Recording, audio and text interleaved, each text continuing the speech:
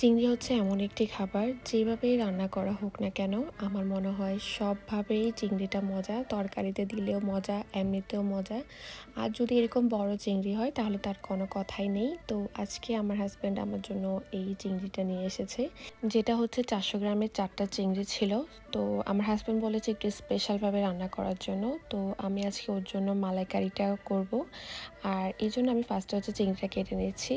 আমি সিজার দিয়ে চিংড়ি কাটি, কারণ সিজার দিয়ে চিংড়ি খুব সহজে কাটা হয় আর ইজিলি হচ্ছে ময়লাও পরিষ্কার করা যায়। আমি ফার্স্টে হচ্ছে মাথাটা কেটে যে মাথার মতো ময়লাটা থাকে ওইটা হচ্ছে হাতে খুব ভালো করে আঙ্গুল দিয়ে বের করে নিচ্ছি। আর উপরে যে চোখ আর মাথার অংশটা আছে ওটা সিজার দিয়ে ফেলে দিচ্ছি। এবার চিংড়ির পাটাও হচ্ছে কেটে নিব। উপর থেকে জাস্ট অল্প অল্প করে কেটে ফেলে দিব, পুরাটা ফেলবো না, কারণ আমার চিংড়ির পাগুলা খেতে খুব ভালো লাগে। তো এভাবে কাটা হয়ে গেলে উপরে যে রগটা থাকে ওইটা হচ্ছে এভাবে সিজার দিয়ে কেটে আমি হচ্ছে বের করে নিচ্ছি। চিংড়ির যে মাথাটা আমি কেটেছি ওটা দিয়েই হচ্ছে আমি রগটা বের করে নিচ্ছি।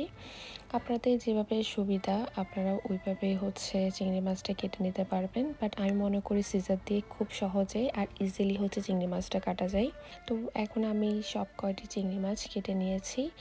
এখন হচ্ছে এটাকে খুব ভালো করে ওয়াশ করে নিয়েছি। আর এখন এখানে আধা চামচ লবণ, আধা চামচ হলুদ গুঁড়া আর এক ফালি লেবুর রস চিপে দিয়েছি। তো এখন সব কিছু খুব ভালো করে মাখিয়ে নিচ্ছি। মাখানো হয়ে গেলে আমি এটাকে এক পাশে রেখে দিচ্ছি। আর এখন হচ্ছে আমি এখানে একটি ব্লেন্ডার জারে এখানে 1 কাপ কোচানো নারিকেল নিয়ে নিলাম। সাথে দিয়ে দিচ্ছি 2 কাপের মতো গরম পানি। গরম পানিটা দিয়ে এটাকে হচ্ছে আমি 2-3 সেকেন্ডের জন্য ব্লেন্ড করে নিচ্ছি। তো এখন ব্লেন্ড করা হয়ে গিয়েছে।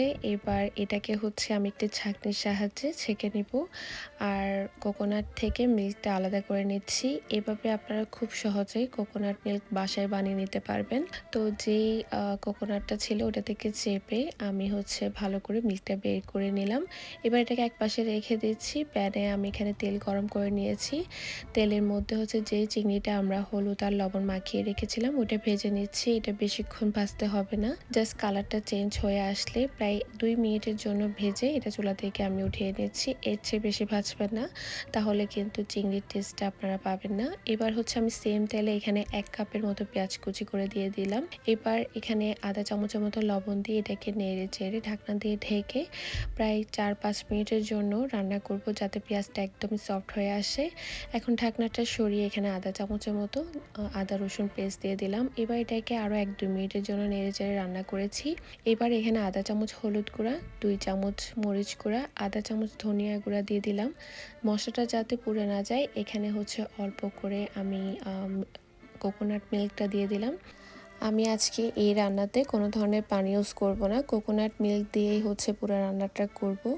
তো আমি এখানে অল্প অল্প করে 2 বার কোকোনাট মিল্ক দিয়ে এটাকে হচ্ছে খুব ভালো করে মশলাটাকে কষিয়ে নিয়েছি। এবার আধা কাপের মতো কোকোনাট মিল্ক দিয়ে এটাকে ঢাকনা দিয়ে ঢেকে প্রায় আরও 5 মিনিটের জন্য রান্না করব। আর 5 মিনিট পর দেখেন তেল থেকে হচ্ছে মশলাটা সেপারেট হয়ে গিয়েছে।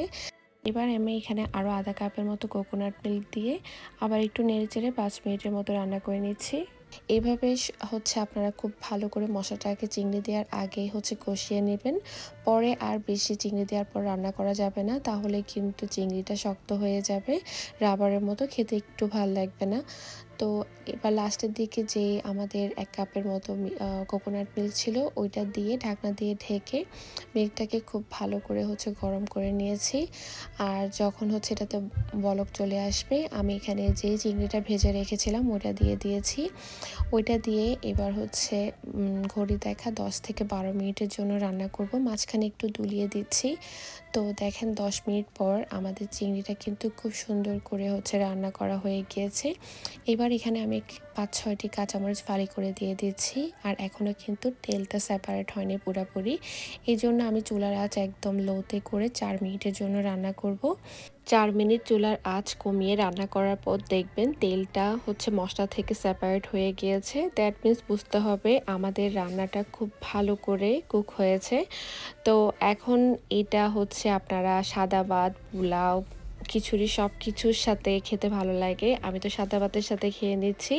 আশা করি আজকের রেসিপিটা আপনাদের ভালো লেগেছে। যদি ভালো লেগে থাকে তাহলে কমেন্টে জানাবেন। সবাই অনেক বেশি ভালো থাকবেন। আল্লাহ হাফিজ।